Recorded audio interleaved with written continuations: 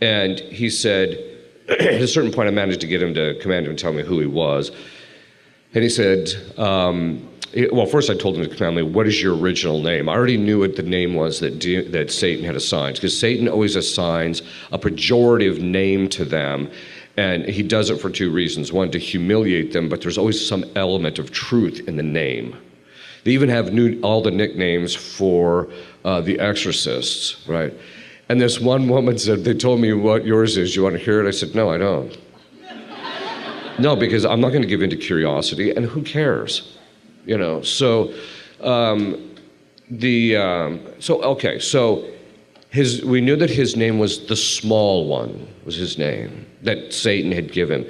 And the reason being is because when he fell, he was placed in hell at the bottom of the heap in order to reduce his stature. Because at one point I called him the little one. He's like, no, it's not little, it's small. I'm like, what's the difference? You know, because in English it doesn't mean and he says it has to do with stature. And stature basically means that where you're at in this pecking order in hell, because that determines how much power you have, right? And how much you can mete it out on other people and how much suffering you're going to go through, because the people at the bottom, it's even worse than the people at the top. Although that's not exactly true.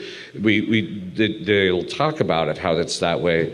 But when you get the demons at the top of the heap, they'll admit that the exercise of their power in hell, where they're beating everybody up, adds what St. Thomas calls an additional suffering. He says it's an accidental increase in their suffering. See, what most people don't realize is that in hell, it's not just boom, you're damned and you don't get to see God, etc. He makes it very clear. He starts talking about it, and you actually see this even when you're talking about demons and the perpetuity of their suffering, that it's just never going to end.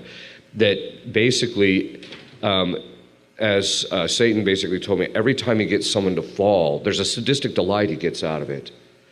But he said there's also an increase in his shame. And shame is the definition of being perceived as lowly. So every time he gets other people to sin, every time he uses his power against the other angels in an evil way, there's a gradual increase in his suffering. And that's what hell is. Hell is not static. It's an eternal increase in suffering. It never